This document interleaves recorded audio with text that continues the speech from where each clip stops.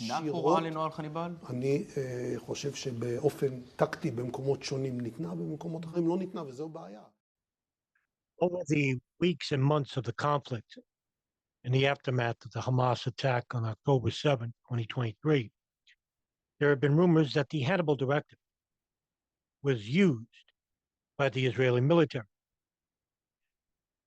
Not much has been made about the Hannibal Directive or the definition, what it means.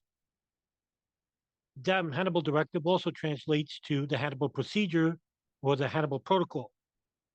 Is the name of a controversial procedure used by the Israeli Defense Forces, the IDF, to prevent the capture of Israeli soldiers by the enemy forces. According to one version, it says that the kidnapping must be stopped by all means, even at the price of striking and harming our own forces. The Hannibal Directive was introduced in 1986 after a number of abductions of IDF soldiers in Lebanon and subsequent controversial prisoner exchanges. The full text of the directive was never made public, and until 2003, Israeli military censorship forbade any discussion of the subject in the press. The directive had been changed several times since then, and in 2016, Gadi Eisenkot ordered the formal revocation of the standing directive and the reformation of the protocol.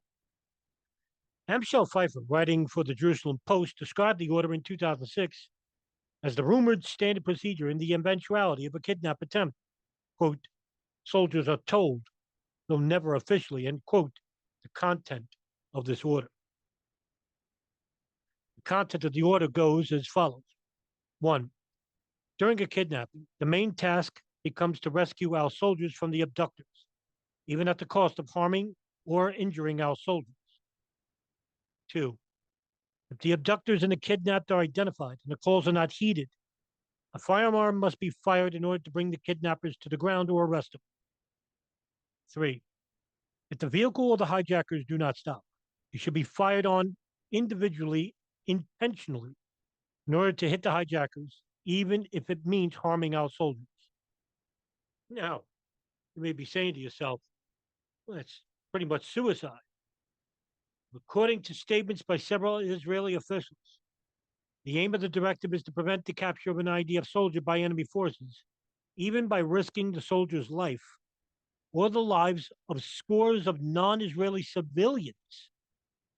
Israeli spokesmen claim that the IDF forces are forbidden to attempt to kill a captured soldier rather than having him captured.